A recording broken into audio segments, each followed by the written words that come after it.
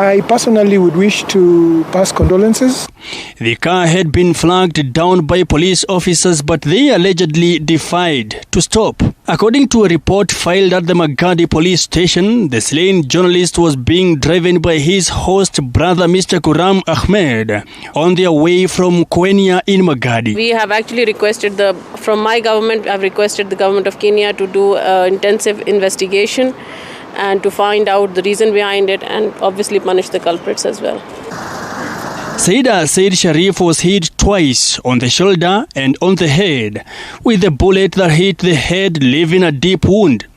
The High Commissioner said given the unique nature of the matter, the Pakistani embassy in Kenya has full authority to fly the body home soon as possible as investigations continue. We have authority actually to fly all dead bodies of Pakistani people. And this is a special case because he is a very famous, I should say, and a very senior journalist, very well known in Pakistan. We only wish to appeal for calm and let the investigating officers to get to the bottom of this issue. The news of the incident spread fast in Pakistan, where the journalist was famous. His body was preserved at the Chiromo mortuary in Nairobi, and his autopsy conducted to determine the cause of death. Earlier in the day, Pakistani Prime Minister Shehbaz Sharif said he had a telephone conversation with President William Ruto, who promised to fast-track the process of returning the body to Pakistani, as well as push for a transparent investigation into the shocking incident. No, we don't want it to affect the bilateral relations because we have very warm relations. Nobody wants it to happen. So I think the Kenyan government also understands and our government also understands. That's why we want an intensive investigation. A statement from the police headquarters stated that the Independent Policing Oversight Authority was set to manage the case. Mike Kagwango, TV 47, Nairobi. Now, former DCI boss George Kinoti is not yet off the hook as the Independent Policing and Oversight Authority states that it will broaden its investigations and target the agency's top bosses. The move comes at the backdrop of claims of mysterious killings and enforced disappearances, with authorities calling on the National Police Service Internal Affairs Unit to step aside from the investigations. Moige William with the details. The disbandment of the Special Service Unit of the DCI has kicked off a chain of reactions, with the Independent Policing Oversight Authority (IPOA) coming into the scene. The body mandated by law to check police excesses, now revealing that it is going for the big fish in DCI hierarchy. IPOA continues to investigate cases where the police are alleged to have engaged in extrajudicial operations, including enforced disappearances and killings. IPOA saying that it is widening the scope of its investigations of allegations of killings and forced disappearance leveled against the DCI. IPOA further revealing that it will follow crucial leads to whatever point that they will lead them, adding that the already junior officers from the unit had senior officials who ordered them in performing different duties. The members of those units are under investigations now. They are Kenyans and they deserve justice. They receive orders from somewhere, so those investigations are ongoing. Earlier, 4 DCI officers drawn from the defunct unit were arrested in connection to killings and missing persons. As we clearly put it very clearly, these police officers who are junior are being forced, coerced, intimidated to implicate their bosses. Their superiors are not in this matter. IPOA has also taken an issue with the National Police Service Internal Affairs Unit, taking the lead in investigating possible crimes committed by rogue police officers, saying it is the only body recognized by the Constitution to handle such tasks. So we shall continue pursuing this matter despite being investigated by Internal Affairs Unit. Again, the authority has the obligation to audit what the Internal Affairs Unit does in terms of its investigations and generally how it handles disciplinary matters within the service. The Anne Makori-led authority has also queried the manner in which the special units were created within the agency, citing opaqueness in both the units, formation and their roles, which IPOA says are against the laws that guide the police service. In the manner of formation, there is no established procedure, and that is why they appear secretive. You know, you'll hear of a unit, but you don't know what that unit has been formed for. As you all know, by law, we are supposed to investigate them. We cannot investigate structures that we don't know they exist. So it's an obligation of the Inspector General to do that, and the authority has since written to the Inspector General to require him to share with us the relevant formations that there are, or units that there are within the NPS. Before his resignation through a letter to President William Ruto as the head of sleuths in the country, George Kinoti had served as the head of the Criminal Investigation Department for 4 years, with his leadership unable to solve a surging number of forced disappearances and tens of mysterious killings. Mwigi William, TV 47, Nairobi.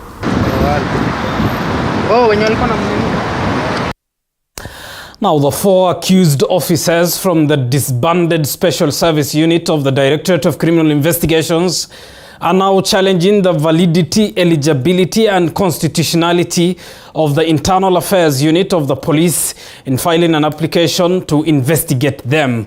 The 4 were arraigned in court today, as Collins Lusweti tells us. Security personnel that The 4 officers who were detained on Friday over alleged offences of abduction and extrajudicial killings appeared at the Kahawa Law Courts earlier today, accompanied by their lead lawyer Danstan Omari. The 4 raising serious concerns about the eligibility of the National Police Service's Internal Affairs Unit, filing an application seeking to investigate the 4. Lawyer Danstan Omari argues this falls outside the unit's jurisdiction. You know, that is the mandate of the Internal Affairs Unit. Nowhere is it contemplated that it can come to this court to seek orders to interdict, to discipline the 4 respondents. The Internal Affairs Unit made an application asking the court to allow the police to detain the officers led by Peter Muthe, head of the defunct Special Service Unit, for 30 days to allow the conclusion of investigations. The unit was disbanded by President Ruto over alleged extrajudicial killings. Tumevunja ile ilikuwa inaitwa special sijui nini ya police ambayo ilikuwa inaua wa Kenya kiholela. Reports indicate that the 4 cops were part of a team of 10 officers who were summoned by Internal Affairs Unit last Friday for questioning over the involvement in the disappearance of 2 Indians and their taxi driver. The 2 foreigners were reportedly abducted days before the August 9 polls. The court is expected to make a ruling on Wednesday on whether the Internal Affairs Unit can present such an application in court, with the defense lawyers saying only the Office of DCI, Director of Public Prosecution and Inspector General of Police or Independent Police Oversight Authority have the mandate to file such an application. Application is the DCI or the Functional National Police Service Commission or the DPP. The act that creates, the section that creates the internal unit, Section 87, allows it to deal with complaints of police officers who have snatched another police officer's wife. Petty discipline matters, not issues of 2 Indians who are dead. Collins Lusweti, TV 47, Nairobi. Tonight, President William Ruto's sustained campaign to reform the National Police Service and end extrajudicial killing received a boost from the Law Society of Kenya, which paid him a courtesy call at State House, Nairobi. According to a dispatch from State House, the lawyers' body has asked the president to form a commission of inquiry and investigate cases of extrajudicial killings and enforced disappearances to unearth the truth. Our senior political affairs reporter, Apollo Kamau, has the details. President William Ruto's sustained offensive on extrajudicial killings and forced disappearances was key on the agenda during his meeting with the Law Society of Kenya, led by the Council's President Eric Theuri at State House, Nairobi, where the lawyers' body called for state intervention. According to the State House, the Law Society of Kenya expressed its support for the president's firm position against extrajudicial killings and called for the setting up of a commission of inquiry.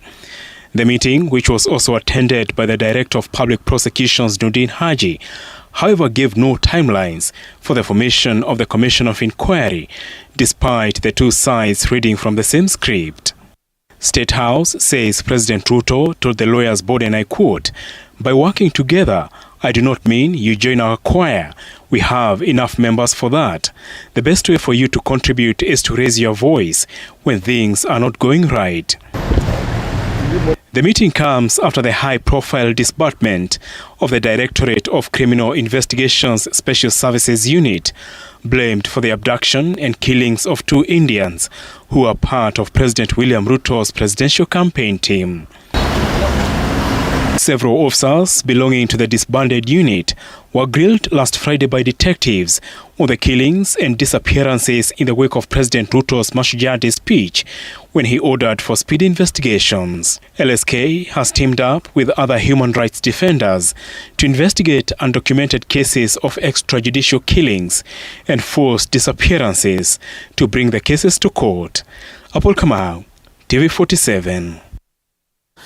Now, the family of slain police officer Ezekiel Matete, who was shot dead by his colleague yesterday in Moyale, is crying for justice for their kin who was killed in the line of duty. Matete was shot dead together with his colleague by a rogue officer who killed 2 officers and injured 2 others before killing himself.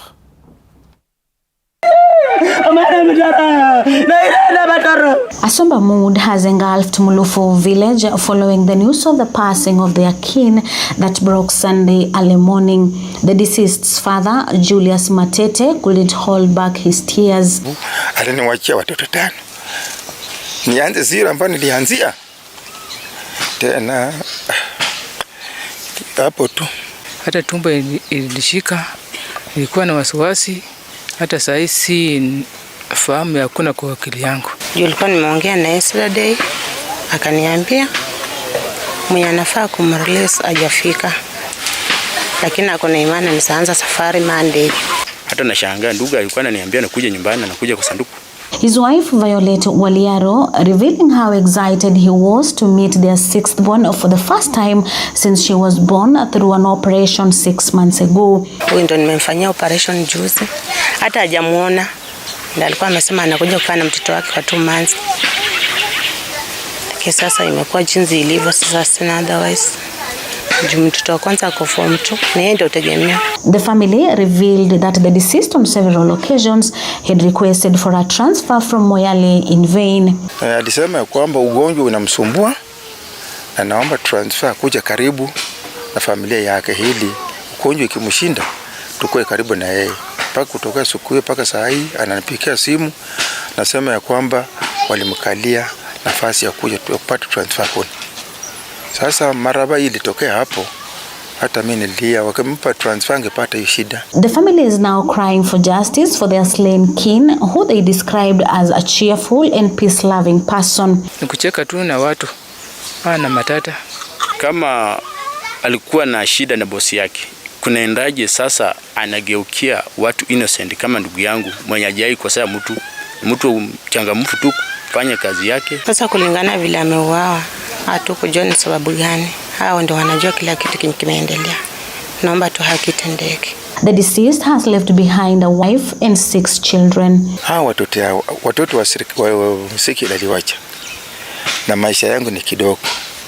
Miaka yangu imekwisha. Siwezi kufanya kazi popote. Serikali inaweza kunisaidia aje ndio niendeze watoto maneno ya watoto hao. Naomba serikali tupate haki kwa sababu mtu mwenye hajagonjeka amekufa hivyo kifo tatanishi. Mtu alikuwa anatumikia serikali. His body has since been moved from Moyale to Moi Teaching and Referral Hospital mortuary in Eldoret as family continues with funeral arrangements. Violet Auma, TV47, Kakamega. Moving on, Meru Governor Kawira Mwangaza has denied receiving any formal communication from the Ethics and Anti-Corruption Commission regarding alleged constitutional violation.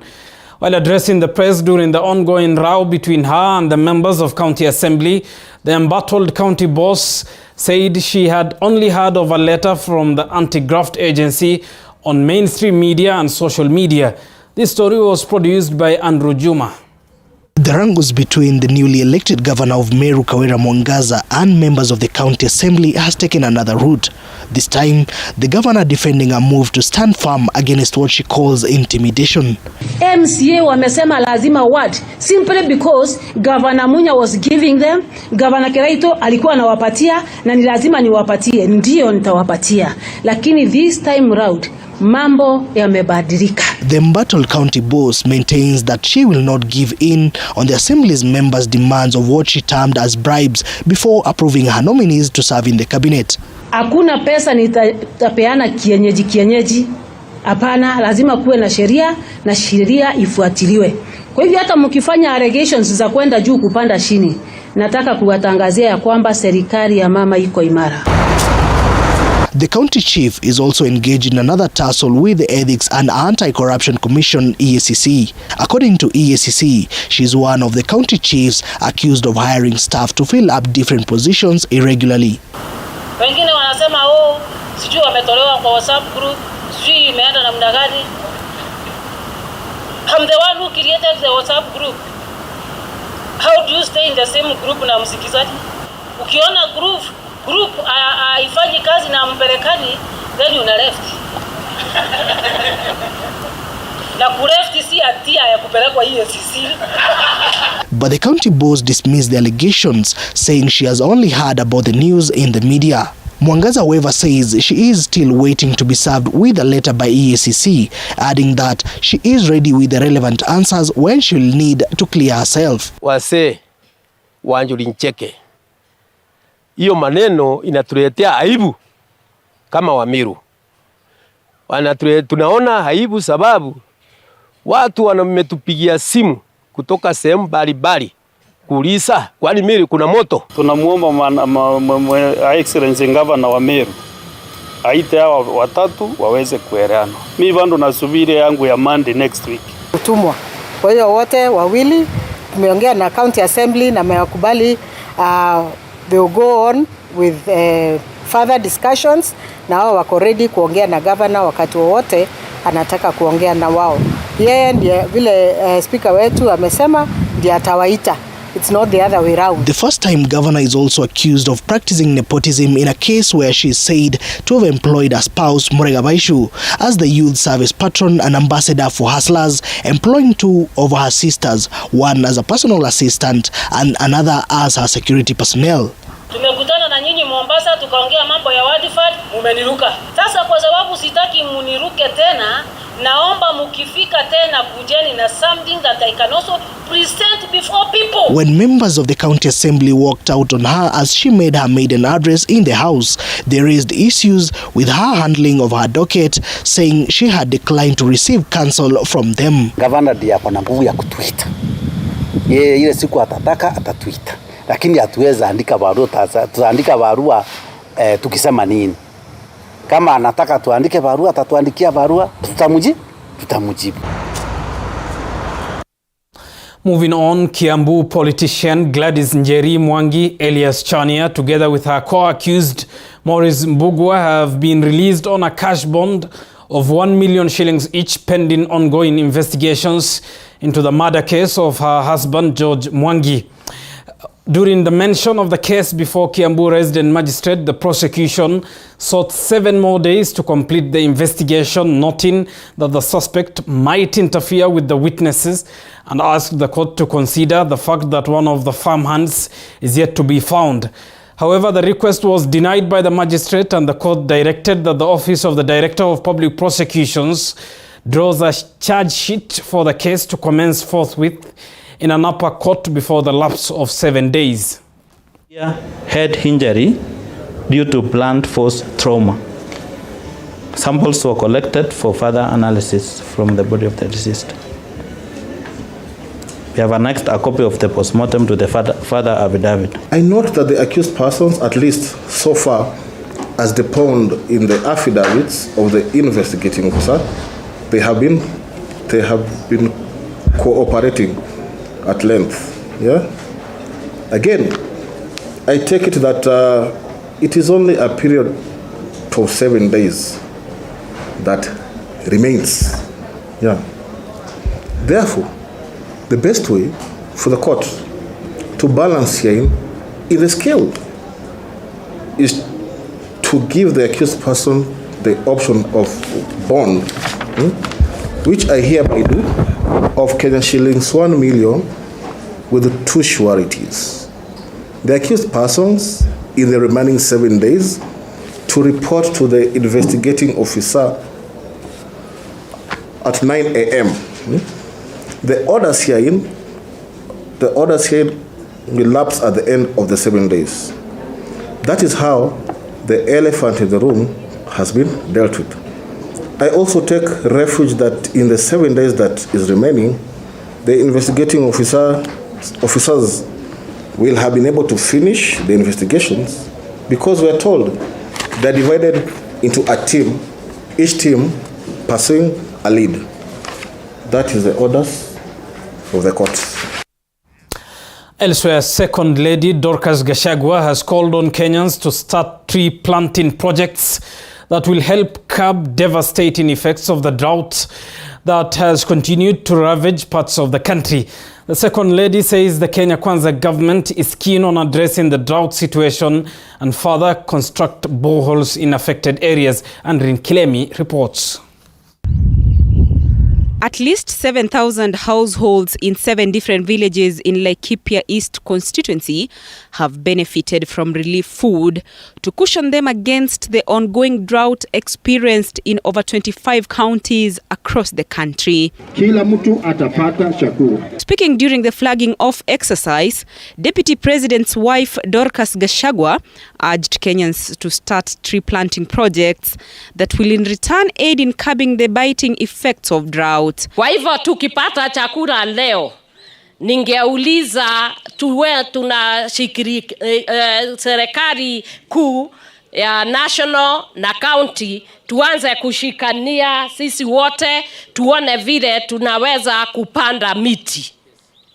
Ndio tukipanda miti tutakuwa tunabadilisha hali ya hewa ya inchi yetu. The Second Lady further revealed that the Kenya Kwanza government was keen to address drought by drilling more boreholes in Laikipia County to address the water shortage situation witnessed in the area. Na kwa hivyo nitaongea na governor wetu, na ninajua kuna donors ambayo tunaweza ongea na wao, tuwe tunaweka boreholes zingine ndio watu waweze kupata maji ya kutosha. Na ninafikiria my governor atashirikiana na sisi kufanya hivyo. Na si tutachukua muda mrefu, tungetaka hiyo ifanyike pengine in the next 6 months.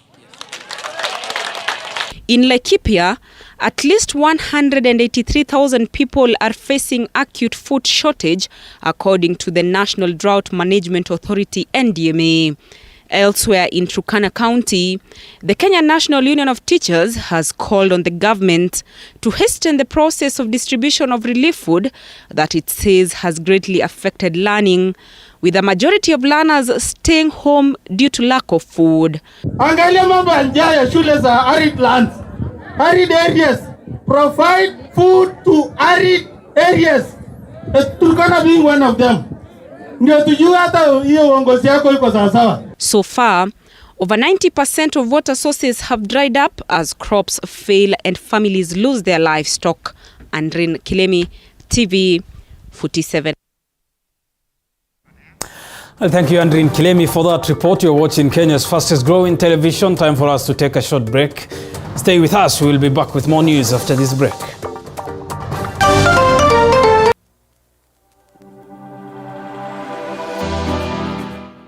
Well, do you know what's happening around you?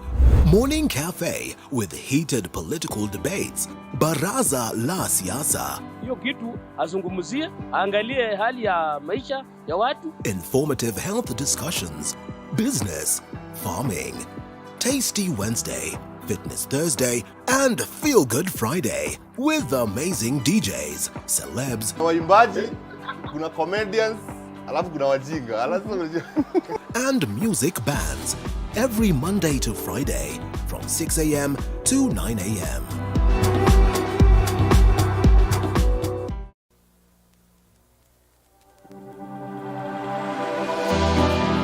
How well do you know what's happening around you?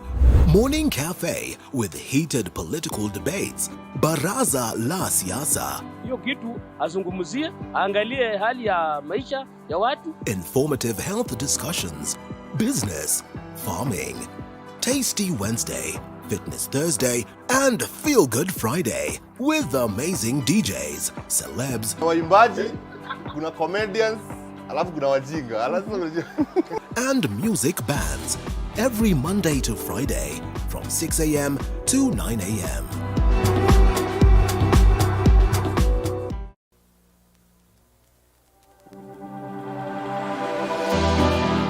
How well do you know what's happening around you? Morning Cafe with heated political debates. Baraza la Siasa. Hiyo kitu azungumzie, angalie hali ya maisha ya watu. Informative health discussions. Business, farming. Tasty Wednesday, Fitness Thursday, and Feel Good Friday with amazing DJs, celebs, waimbaji, kuna comedians, alafu kuna wajinga, and music bands every Monday to Friday from 6 a.m. to 9 a.m.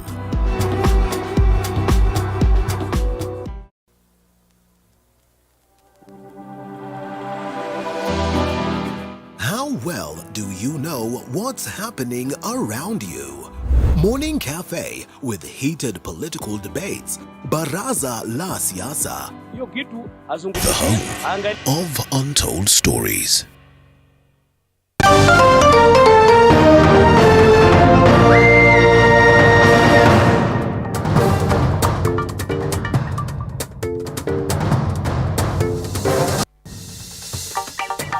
Welcome back. Thank you for staying with us. Let's get to more news.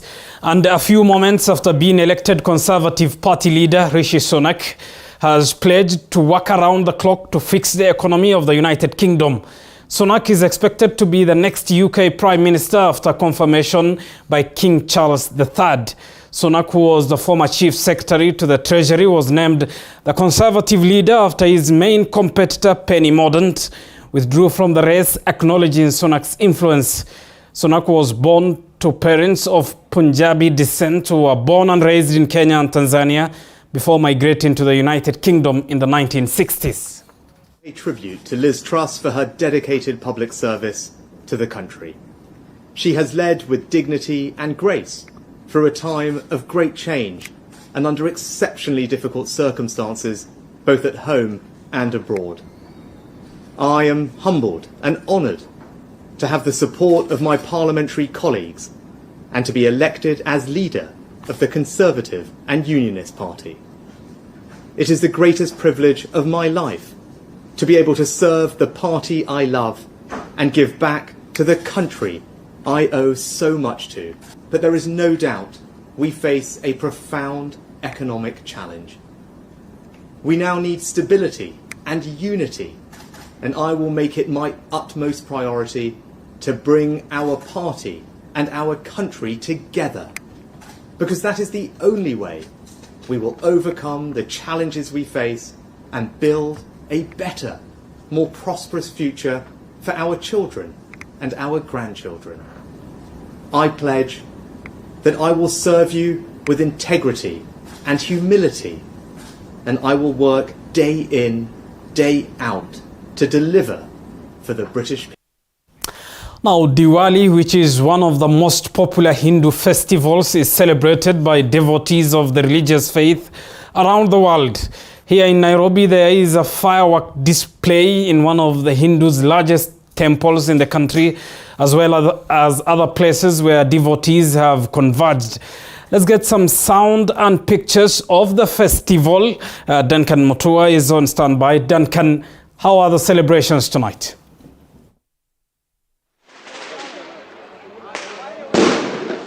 Thank you so much, Abubakar, and thank you so much, Abubakar, and I can get you loud and clear. And we are here at BAPS Swamirayan Temple, where it's all about celebration. Remember, this is the day that Hindu community are celebrating their special day. It marks like this like the first year, New Year Eve, and they are celebrating here at Swamirayan Temple. And remember, this day it's all about lighting. It's all about lighting, whereby this light marks like it marks the light symbolizes the spiritual victory of light over darkness, also good over evil, and knowledge over ignorance. And at this moment, I'm joined by one of the one of the guys who are celebrating this day. First, welcome to TV 47, and tell us your name. Welcome, come here. Tell us your name and how are you feeling this night?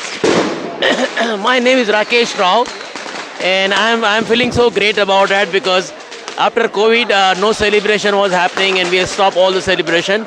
But after all the COVID is gone, disappear like a darkness, and we all are celebrating our festival here in a big way. The festival bring a lot of joy, happiness, and we pray our goddess Ma Lakshmi, who generally give a blessing to all of us to be wealthy, healthy, and prosper. So that's purpose of today, to pray for your wealth and happiness, and you being blessed throughout the year if you do pray today. So that's a very important day for all Hindu community in the world. It's a holiday that is celebrated for a 5 day long holiday. When is it ending, and why is it today and not that day when it's ending? I think these are 5 days. It's called Baras. It starts from 12th, and then it's going to finish on Thursday. So Thursday will be the last day. So we have a different days, and we have different days has a very important days to celebrate, and certain days has been celebrating for many years, like maybe 1,000 years we are celebrating it. More than 5,000 years this has been celebration going on. Let's talk about the 100 years that you guys are marking, because everyone here, I can see everyone is happy, everyone is celebrating tell me more about the guru tell me more about the guru. No, guru who's give the wisdom. Guru who's pray for you. Guru is give you blessing for happiness. When you get a wisdom, the wisdom will tell you how to prosper in life and how to be a great leader, how to help others, how to make others' life better, and maybe you can guide coach your families and peers and your family members as well as people who work for you. Many people are asking what next after fireworks. Many people are asking what next after fireworks. Okay, fireworks, the thing is we're talking about 5,000 years when the Ram has won the victory against the devil called Ravan. He came to his hometown, and that time there was no light. That's why there was no light, and that's why the people have lightened the lamps, and after lamps, the started the process of playing the firecrackers.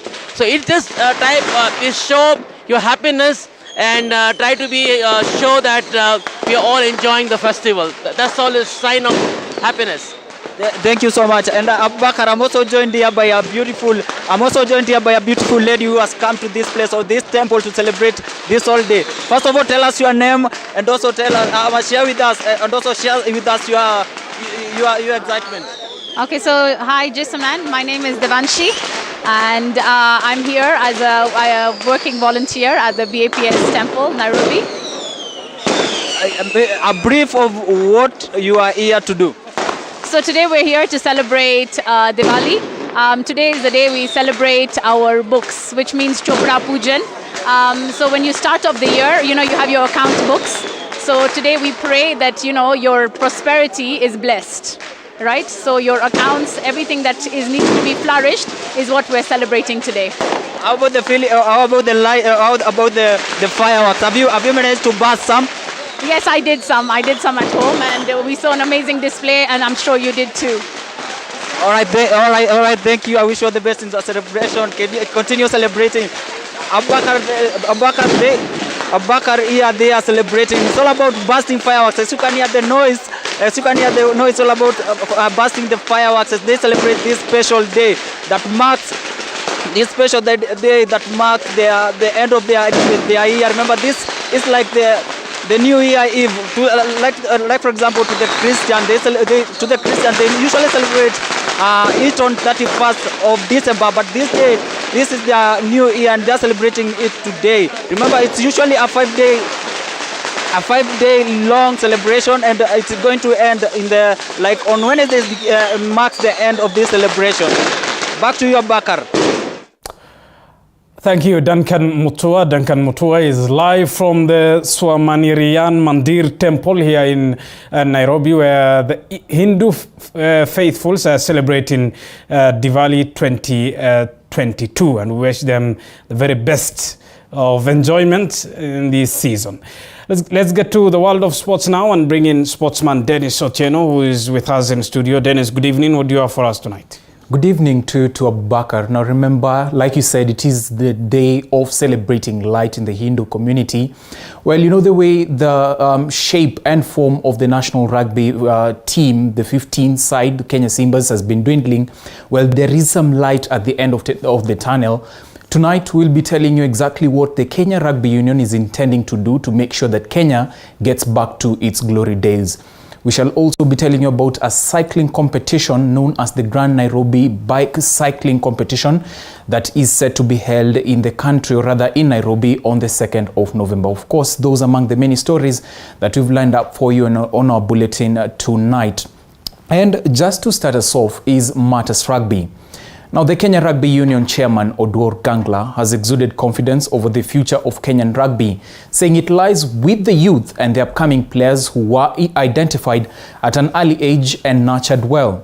Gangla, while speaking to TV47 Sports, outlined the union's contingency plan to ensure Kenya cultivates a rich rugby culture and gets back to its glory days. Take a look.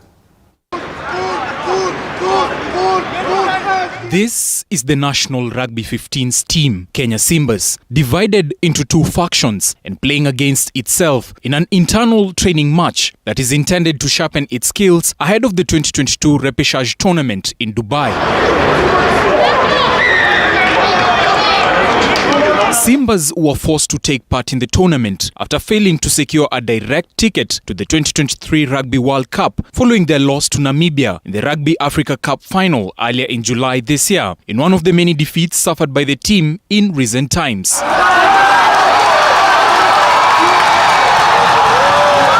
However, there is a detailed contingency plan by the Kenya Rugby Union to rekindle Kenya's lost glory in the world of rugby, and the secret is identifying and tapping young talent to nurture them into world-class players, as explained by the union's chairman, Oduor Gangla. If you look at the foundation and the core of this team, is a team we started working with maybe 7 or 8 years ago, starting at the under-20 level.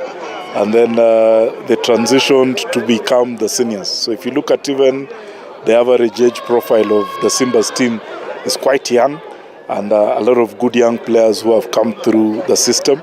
The next step will be to have the players exposed to international competitions, but not only traveling overseas, but hosting major tournaments in the country, one of them being the Rugby Afrique Bathurst Trophy. We made a deliberate effort, and as the union we chose to support the hosting of Rugby Afrique's Bathurst Trophy. We won the hosting rights for that for 3 years. And again, that is very consistent with the space where we want to occupy, where we have a very good developmental structure at the under-20 level. And the third and most crucial step will be scouting for talent, a task that is currently being handled by renowned rugby coach Paul Murunga, who is traversing all parts of the country in search of gifted players. Is to then develop also a Kenya under-18 team or a Kenya schools team. So you have the under-20, you have the under-18 at Kenya schools level. And we have an invitation to play in the Craven Week competition next year. According to Gangla, all the strategies are in tandem with the course of action the nominated Sports Cabinet Secretary Ababu Namwamba promised to work on once appointed into office. I think if you listened to his presentation, he's quite in line with some of the constraints that have maybe held back our sports. And I think one of the big things which we must do really is to ensure we have long-term development plans similar to what I'm talking about. And this has to go through right from about age 6. Despite being pleased by the nomination, Gangla called on Ababu in the case he will be appointed to revise the 2013 Sports Act. Some of the areas which I think need reform really are to do with the Sports Act, because at the end of the day, the Sports Act is the governing legislation. We've had it now for the past close to 10 years, and I think it's time to relook what it does and what cannot be done, and how the interface of all these parties come in. While in the 8th day in training camp, Simbas will be looking to prepare themselves as